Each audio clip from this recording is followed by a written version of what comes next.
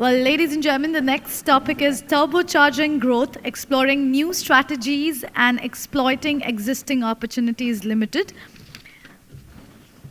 Before introducing the speaker is here, ladies and gentlemen, put your hands together for founder and managing partner of Vivtera, Mr. Mohit Thukral. Look, I thought I'd like to keep this interactive because I can do a download for 20 minutes on a topic which a lot of you know what it is all about. And there is obviously a lot of folks in this room who think about growth, strategy in a very big way. I spent enormous amount of years working at corporates across G Capital and Genpact, and then started off doing something on my own earlier last year, sometime in June. And this whole bug about really seizing the opportunity and trying to build the next generation company is what we really went into. And the reason for that was the real belief was that there is an opportunity to drive growth in a market which is tremendously fragmented, which has tremendous opportunity, and globally there is so much opportunity in the space of technology and services. And then goes back to what I was saying was that it is so inherent that we felt there's major opportunity. And when you look at yourselves in this room, and that LinkedIn session was pretty interesting, it helped connect. I could see around 30, 40 people, at least on the nearby app, where a lot of you in this room actually are entrepreneurs who are trying to build a software company, do SI, look at training, education, tools and technology. So as you look at some of your businesses on the small scale sector, on the SME sector, I think medium to small scale, there's a tremendous opportunity to think about growth in a very different way. We in Vivtera think about growth also in a very different way. So I will, spend a couple of minutes really pivoting around 5, 6 things. And I'll give you a little bit of sense of how one has thought about businesses and how we really believe one should think about businesses in a big way. Growth is very, very important in any business, right? And I think that's the way we need to all think about it in, again, a very sharper way. Feed your growth is going to be very important. And if you have to invest, a lot of times what we do, including large companies where I worked, where you go out and say, let's cut cost, cut, and you really don't invest in companies. So I would really talk about, a lot of you in this room should think about how do you invest in business? Invest in capital, invest in intellectual capital, and invest in talent. So how do you really keep on investing in businesses to look at growth in a big way? Because growth is a sum of what you want to do in the future. And one has seen that as you drive growth, it drives shareholder value. It builds a lot of capability as you look at and as you look at your business and your company. One thing I would say as you look at growth is about really focusing on a very narrow defined areas. As you look at your businesses, I think one of the biggest mistakes all of us as entrepreneurs do is to tend to do too many things and tend to build adjacent products pretty quickly. And I think one of the big learnings, if you look at, and we ourselves when we started our company said we're going to focus on very defined markets, very defined geographies, and very defined products and services. And I think that's going to be very critical if you want to look at your driving growth. Most companies fail around the world when they try to do too many things. And you have to be really laser sharp focus in terms of what you really want to drive as you invent your business or you invest in your business. Organic growth is very, very critical. A lot of us think about, look, let's buy a company, let's add a company, let's add a small company of $3 million or $4 million or 2 crores or 3 crores in our 5 crore portfolio. It's good if it's a capability gap build, but organic growth really drives the shareholder value in the long run. So how do you really keep on performing and building products and opportunities as you look at your various companies out here? Invent and innovate is very critical. Most companies, if you look at, and you should look at within your own organization, right? If you do not build products or do not build services which solve for customer problems, I think those companies really fail. And most companies today succeed, and you in your own group here should think about it as which company really succeeds amongst yourselves or people who run companies. Are you really very focused, and are you building products around the customer area that you're focusing on? Because customer is really in the heart of what you do today. And most companies really are building in terms of what the customer is in today's world. Most companies are building offerings and products and services where the heart of the customer is. Companies fail if they don't solve for customer problems. So you got to really think about it that way. And I'm going to come back and open up for a few questions later, because I truly believe that has been learning from my journey over the last so many years. And as we thought of setting up our own company, and we were lucky enough as we think about all this stuff that we got funded by Warburg Pincus for about $1 billion to really start saying, can you create the next generation of technology and services company, right? So, and as we think about ourselves, we actually start, putting ourselves in this kind of a frame and structure as an organization.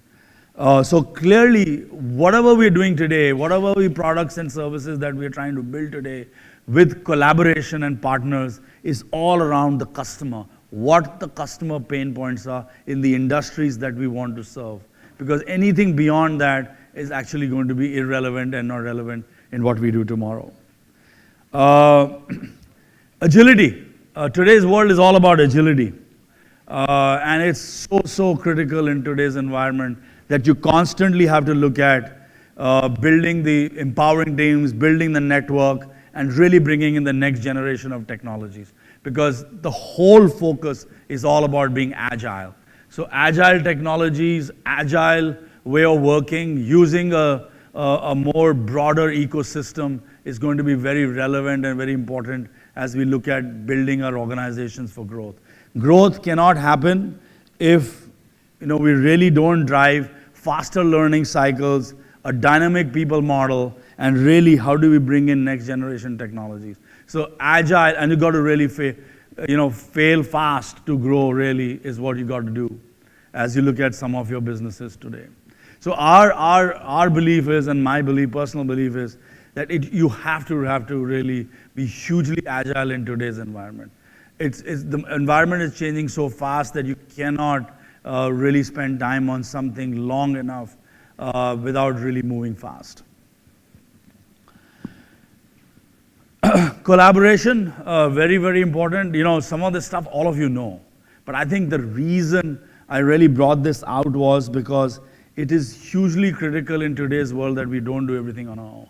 So I'll give you an example. We're trying to build a company. We have tons of money behind us from a large private equity fund, but we are not going to build an AI platform. In today's world, a lot of you in this room and outside the room build some of the world. They are smartest brains outside this room and in this room in the world which build AI and machine learning technology. We are not going to build that technology at all. We are going to go partner with somebody in India, in Israel, in the Silicon Valley, and really what do we bring to the table is the real deep domain expertise in the industries we want to serve in. So clearly the belief is that you have to partner more and you have to collaborate more. You have to do that. That is the world that we are going to be living in, and that's the world that we live in. The biggest mistake most companies do is they go buy technologies and then they buy them at like 5 times revenue or 10 times revenue, and they have to sweat that asset so much that it doesn't give you return on that asset. So if you look at all buys which happen in companies where they buy technology platforms, if you do an ROI on that platform itself, it's a pretty hard payback You can say that that company, that platform helped you build growth in other areas, but it's very, very hard in today's world. If you go back 5, 10 years, it was a very different situation, but today's world is very different. So as you look at your organizations, the biggest play is going to be how are you going to increase collaboration? How are you going to share knowledge? How are you going to build a very strong partner system? And innovation is all about co-innovation. And how do you co-innovate with your customers or, I wouldn't say your competitors, but people who work in the adjacent spaces of how are you going to co-innovate? And how do you use a global platform to build certain capability, whether it's technology or products around in your domain or in your area that you work in? Most places, I think what we do is we tend to build everything on our own. And I think that's the biggest mistake that we do today, that in terms of trying to build everything on our own. So how do you really collaborate with someone who's built adjacent spaces to what you've done? And how do you really put it all together and really start building that as you build your company and your platform and your services to the market? And then that really goes back again and how you use some of that network and that collaboration to sell your products and services across the world or within India itself to various companies, etc. So use them as a channel to drive faster distribution and speed to market. Because I think that some of that is really going to be building up in a big way as you look at businesses, right? Earlier session was all about digital marketing. How do you really get your product out? But really, a lot of the products and services require different channels to sell. And I think how do you think about using some of those channels to sell is going to be very critical. So we believe that in today's environment, it's hugely important to collaborate, share knowledge, take some stuff outside in to really build the offerings that you have for your customers around the world.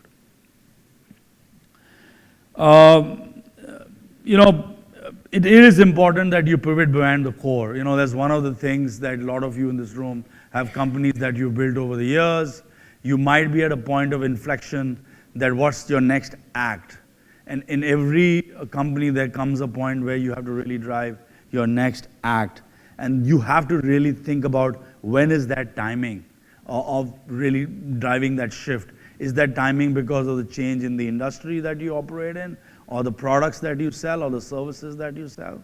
And then how do you change that as part of your shift in that shift happening during that phase? It's very, very critical as to you got to do that, because otherwise a lot of companies, if you see today, if they don't change and then don't transform, they die. And globally we've seen companies just didn't see the world of technology coming, right? Blockbuster got bumped off by people like Netflix and others. So really, how do you really bring in the sense of timing where you have to change and critically act very differently for the success of your company and change the direction of what you do today to what you need to do? A lot of companies fail if they don't do that. And I think that the way to think about this is that you don't have to go do something very different, right? You got to really say, what are the spaces you want to be in, or the rocket ships, adjacent buyers, adjacent spaces, adjacent buyers to the area that you're operating in, and how do you reinvent what you've already invented and build upon that, rather than going out and building a completely new product and a new offering out there in the future. So you got to really think about a little bit around those dimensions as you look at building growth into your businesses.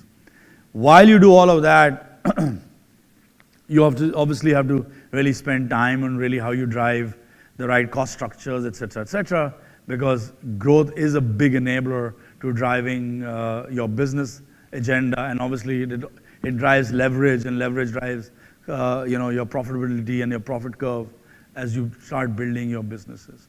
So as you think about pivoting your businesses, I think the pivots have to be around by using some of these.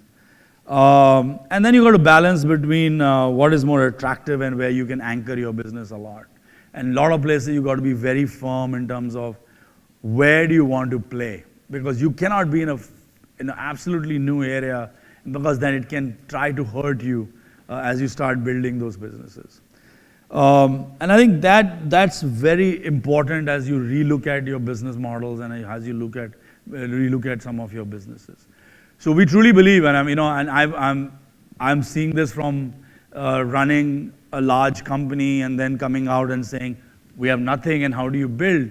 And it was very important for us from a personal learning standpoint to say, where are we going to focus on? What industries are we going to focus on? What geographies are we going to focus on? For us, for example, in Vivtera, we said our focus markets are going to be the United States, Europe, UK, and Australia and Japan. We will not focus on India. I mean, that's our view, because anything that we are building is very little for the Indian market from that vantage point, right?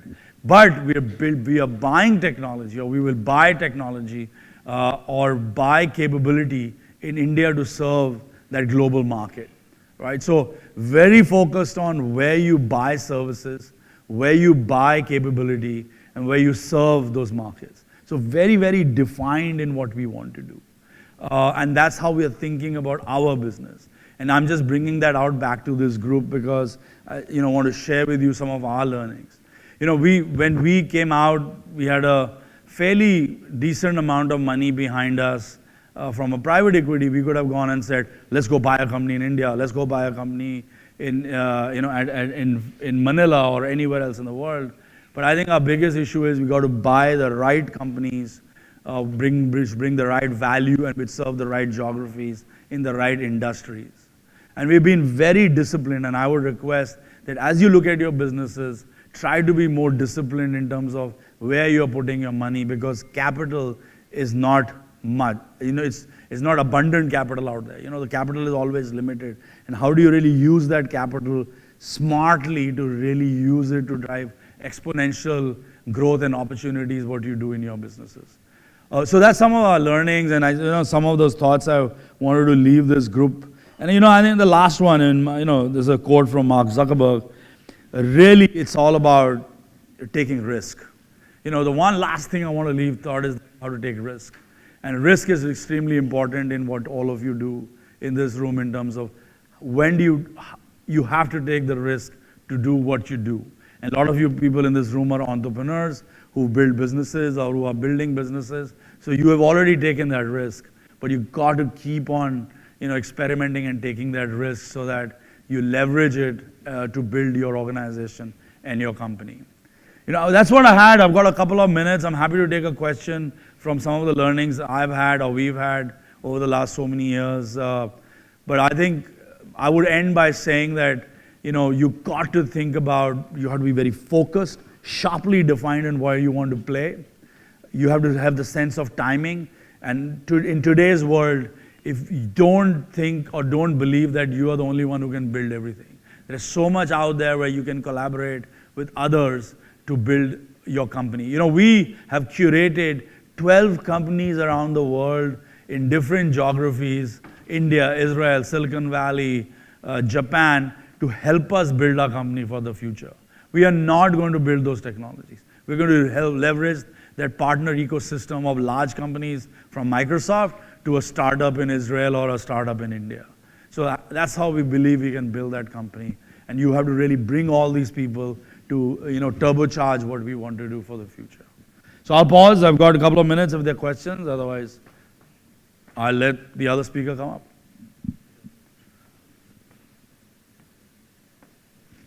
Okay, thank you. Thanks very much. Thank you. Thank you, Mohit sir. Thank you. I would request Vinod sir to come forward to felicitate sir. Thank you. Thank you. Thanks very much. Thank you. Thank you. Thank you. Thank you. Thank you so much.